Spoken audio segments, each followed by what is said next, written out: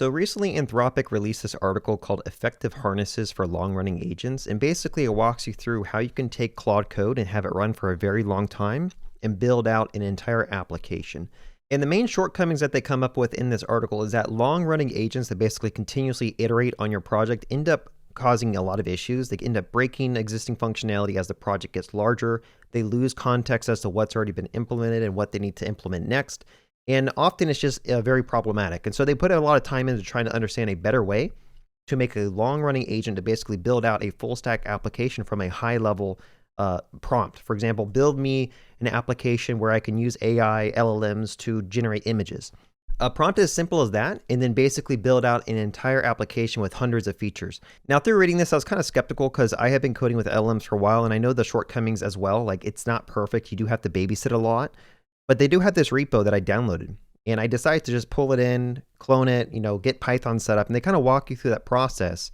And then I was able to run it for 24 hours on my own computer just to kind of verify, is this article actually onto something, or is this just a bunch of baloney?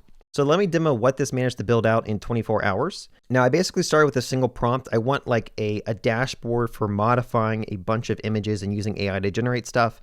I can't remember exactly what my prompt was, but that's basically what it was. So let me log in and kind of demo some of the key features. It'll be too long to actually demo everything because there's a lot of features. But here is the overview, and we can go to the canvas to start generating new images, right? So I'm gonna go over here and I'm gonna say a giant dog walking through a city, and we can go ahead and select whatever aspect ratio that we want. Maybe I'll make it more like a, vertical. You can choose the model. I'll do Flux Pro because it's pretty nice. And then you can go over here and change how many steps. I have these modifiers. I'll say like cinematic. I'll say depth of field. How about that? And we'll just go ahead and generate this image and see what happens. And again, you can see down here, here are all the other images that I've been generating. And you can click on them. You can go to a preview. You can zoom in. You can go over here. You can actually like create a variation of it. You can remix it with a new prompt. You can upscale. You can download it, which brings it to your computer. Let me create a variation of this blue chicken as well. And you'll see that start getting kicked off in my queue. Let's go back to the giant dog walking through the city, okay? So with this, what I can do is I'm gonna go back and I'm gonna go to image to video. And I'm gonna drag this in. I'm gonna make it short so it doesn't cost me a bunch of money. A dog walking towards a camera. And I'm gonna use WAN 2.5 for this model. And then we are going to just go ahead and keep it vertical as well because I think that's the original one that I did. It looks like I failed to do that, but I will show you that I basically took this and I did image the video with this chicken.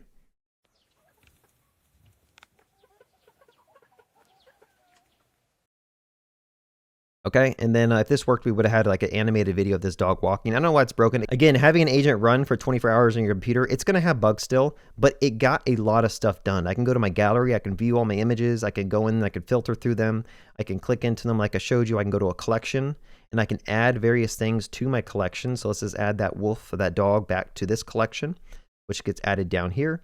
I can set it as my cover. I'll go back to collections, it shows up. I can go to my projects, I can add images to this. I can then share this project with other people. So if people wanted to actually like download these images, I can share them. On the individual images themselves, I can go and I can share the individual images. I'll create a share link. And then later I can go back and I can delete that share link so people can't actually download it anymore. There's also the ability to mark things as trash, and then that gets cleaned up periodically after 30 days, or I can just empty out the trash bag, the trash bin. There's also this batch tool. I haven't dived into this yet. I don't know even what the purpose of it is, but it basically just figured out all these features and it started implementing these. And then I can view these different models, like some of the images that they created. I can click use this model, and that'll take me, well, that's a bug. It should take me to the actual Canvas page. We got a settings page with all these different user preferences, and we have a credits page with like usage. I can go and buy more credits. So that's a quick overview of some of the features. Again, it's not 100% perfect. There are bugs, and you do have to come through and you have to kind of fix these bugs manually. But the most amazing thing about this is I literally kicked this thing off, and then I went to bed and came back and it had like 30 more features added. And then I kicked it off again because sometimes it does crash. I kicked it off again and I went out shopping for a couple hours. I came back and checked it and it had like 10 more features added. So I'm going to show you how I got this little repo set up locally to build out basically this. And I do have a more deeper dive that I'm going to have on my course, which by the way, my course is now live. If you want to go check out my agenticjumpstart.com course, I have a bunch of videos talking about how to do prompt engineering, context engineering, how to do agentic coding. I have almost 11 hours of content right now. I'm still adding more as this, the AI basically progresses. I'm going to keep on adding more videos and modules. So I think it's a very, very high value if you want to learn more about Opus 4.5, GPT 5.1 codecs, cursor, etc. Here are some of the actual videos that I have. So like we have spec-driven development. I kind of talk about that, MCPs, agentic mindset. And then I walk you through how to set up cursor. I walk you through how to set up Claude Code. And the most important part, in my opinion, is I show you my actual workflow of building out a full stack web application. So we're using TanStack, start with ShadCN, with Drizzle for the ORM, with Postgres. And I basically build out an entire application using the exact workflow I use when I do agentic coding. And I think that's the most valuable part. And then I also just throw in some bonus videos as well. And then I had this autonomous coding section that I'm going to start building out because I do think autonomous coding is going to be much more powerful soon. So yeah, go check out my course, agenticjumpstart.com. We got a free community, a lot of people, and I do plan to keep building it out. So let's check out this repo. I basically went and I cloned the repo. And if I go to my code over here, you can see I have it already cloned out. And once you clone it, there is an autonomous coding folder. So you can go to this folder, and also you can load up the README if you want. And they kind of walk you through how to get this set up. You have to have the Claude Code Anthropic CLI tool installed. You have to have this requirements file installed. You have to have Python set up and pip set up. But once you have all that stuff set up, you can actually export an Anthropic API key. There's also a way to set up with your Claude Code OAuth key, which I actually did in this project. So I can kind of walk you through how I did that. So then when you have it all set up, you can run a command to basically kick it off. But before you do that, you can go into prompts here. And then there is an app spec that you can kind of modify. So this is where I defined the app I wanted built out. I said an AI image design studio, creative AI image generation platform. And then if you scroll down, you can see that it lists out a high level design and goal of like what we're using. So in this case, this is Next.js 16, Tailwind CSS, TanStack query. We have forms with React hook form, ShadCN for the component library. The backend is using Postgres with Drizzle ORM, with File.ai for the actual image generation, all the models, file storage with S3 compatible, better auth for the authentication, deployment with Docker Compose. And basically, it just gives this a good guideline of everything that the LLM is going to need. Like Claude Code reads this every single time to verify that it's on the right path to build out the project, kind of like what I showed over here. And then you have like some core features that document the landing page, authentication, dashboard, image generation. And you have all this. Like, look how long this file is. This is a huge file. Now, I didn't type this out by hand. If you clone this repo, they have an app spec that kind of describes how to build a Claude Code clone. All I did was I went here to Gemini 3. It's a really good model for basically doing, longer writing or documentation. I just went here and I said, hey, refactor this entire thing to actually just be an AI image generation studio application. That's literally all I did. And I clicked submit, and then it came through and it refactored this entire app spec, all like 1,000 lines of it, to be geared towards an AI generation studio application. And this is the core thing that it builds everything off of. So keep that in mind. I'm going to show you now actually how you can run this.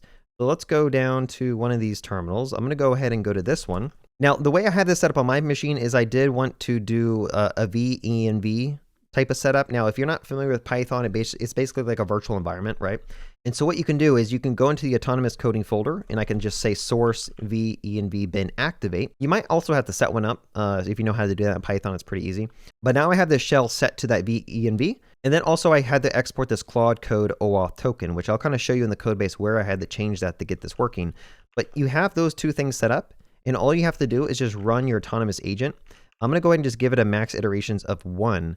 And then we're going to go ahead and say project directory. I'm going to say awesome image gen. Okay, so this, when you kick this thing off, it's going to run the Python script.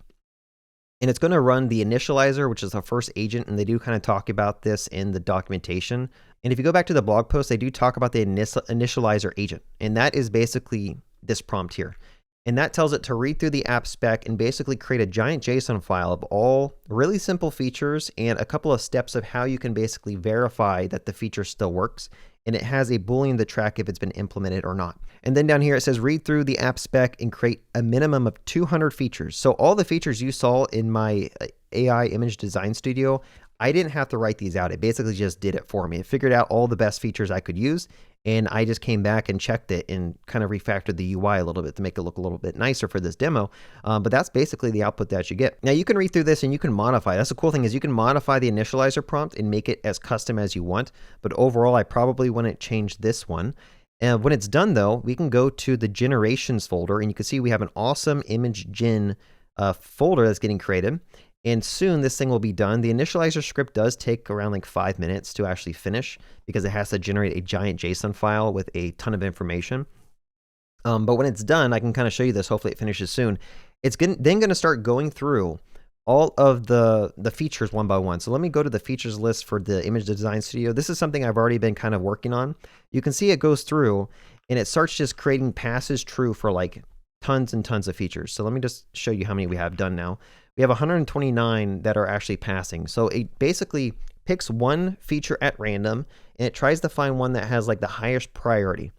And then when it finds the highest priority feature, it then creates the feature using Claude Code, and then it tries to use Puppeteer. So this is the interesting part, and I think the key takeaway of these autonomous agents that run forever is that you have to have a way for the agent to verify what it's doing. And so the way that this script kind of works, the Python script works, is it loads up a Puppeteer agent, and it goes to your actual web application with a browser. And then it can take screenshots and it can click around. And so it basically runs through these steps. Every single time it tries to implement a new feature, it goes back and it tries to verify that, hey, like the feature I just added, is it correct? And until it can pass these steps, it will not continue on to the next feature. And so when it's first starting off, you'll see it basically load up Puppeteer, it clicks through these steps, then it marks this feature as done and it goes to the next one. Now, as the project gets larger and you get to like 50 or 100 features, it does start to slow down a lot. Because what it does is it picks a couple of features at random and it tests them out and it verifies that it still works. And then it moves on and it adds your new feature. And then it runs the test for that new feature. And then it moves on to the next one, right? And so you can tell loading at Puppeteer, taking a screenshot, sending that screenshot to Claude Code, it's slow. It's a very slow process. And when it finds a bug with your tests, it then has to go and try to fix it. And then it spends a bunch of time doing that. But overall, like this is some of the outputs that you're going to get. And I just basically let this code all night when I was sleeping. I let it code when I went out shopping, and I didn't have to do much. And I could see the power of actually hooking this up to existing projects and having like a list of features you want to add in and just letting it cook and come back and you have like a fully working prototype that then you can pass off to a real experienced developer using Claude Code to really start polishing it all, fixing little bugs here and there, and just taking it from, V0 iteration all the way to production. Now, in order to get this running, I did have to kind of modify the code base a little bit to support this new token because I didn't want to use an Anthropic API key. It does cost a lot of money. So I have my $100 a month Claude Code subscription, and I wanted to use that. So you basically just, in this file, I added in has OAuth token, and I checked for both of those. So I think I changed this stuff. And then if I were to go to the next file, I have this check that verifies that one of these are set. Automaker. I think those are the two main things that I changed. There might be some other places, but honestly, if you can't get it working, that was funny. I was working with someone on Discord to try to get this working. We just dropped it into, I think, the Warp terminal. And he said, hey, can you get this working with my Claude Code OAuth token? And in one shot, it basically went through the code, it fixed it, and we were able to get it running. So like, just remember, you have these tools that you can use to like get you past any bugs that you run into. But overall, I mean, this thing is pretty cool. Okay, so it looks like it just wrote my features list. So I can go ahead and open that one up. And you'll see here we have a giant feature list inside that new directory, the awesome image gen. And everything is set to pass as false right now. So eventually it's going to start going through. And it's going to start building out this application from the ground up. Now, this will take a while from the initial couple of features because it has to go and set up a Next.js application project. It has to go and bring in Drizzle and do all the npm installations and whatnot. But at some point, like after a couple of hours, you'll actually start seeing a fully working application. And it honestly just works. Like you don't have to even like do any babysitting. It just kind of works. And you just let it cook. You come back and you'll see all these cool things that it added in. Now, the very last step is when it gets past this, I don't know if I'll stay around for waiting for this to be done, is that there's another prompt that it uses for basically coding it all out. And if I go back to the repo over here, let's go to the prompts, and there's one called coding prompt.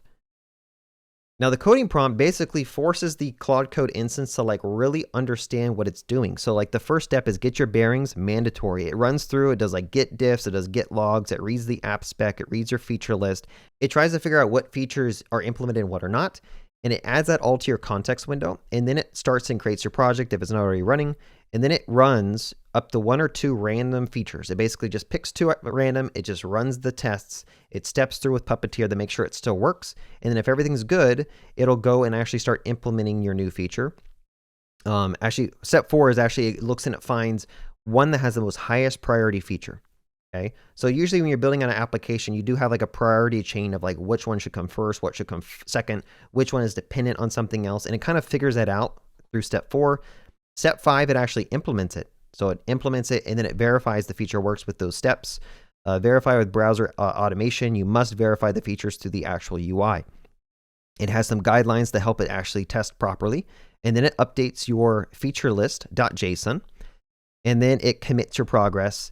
And then it updates your notes. And then it ends your session so that the next session is a completely clean context window. It can start fresh. Now, this just show you that I'm not like BSing you. Like I have the image design studio here. I have 134 commits and I have a ton of code already. I do have some commits that are from me where I kind of cleaned up the UI, made it look a little bit nice. But if I go back to my first commits, you will see like literally all 130 of these commits all coming from the agent. Just adding feature after feature, task 49, task 3840, task 3942. It just runs through that app spec file in your feature list and just starts adding stuff. Okay, and here's the initial one where I basically set up the feature list and whatever. So I'm kind of blown away by this. I mean, I've always thought that the agentic coding was the future, but now this fully autonomous agents, I never thought it was going to be a realistic thing because like, you know, when the Devon demo came out, like I'm like, oh, this is stupid. But now I think these LLMs are so good that we're going to see a lot more projects being 100% created by just autonomous agents just running nonstop, or even just having agents that run nonstop to check for security vulnerabilities, checking for performance issues, checking and fixing documentation. You could actually kick off many of these things just constantly running and checking your code base. And I think that's going to be the future, and I think you guys want to be part of it. So if you do want to be part of that future, go check out agenticjumpstart.com, my course. I'm going to walk you through all the stuff I've learned along the way with agentic coding, and more specifically, I do have this new section that I'm kind of working on called autonomous coding, which I'm going to start doing an in-depth overview of using this repo. And I'm actually starting to build out some other tools locally so that I can actually have autonomous agents running on multiple projects on my computer at the same time. But other than that, I hope you guys enjoyed this video. Go check it out. Do not sleep on this. I think this is a really amazing thing. Have a good day and happy coding.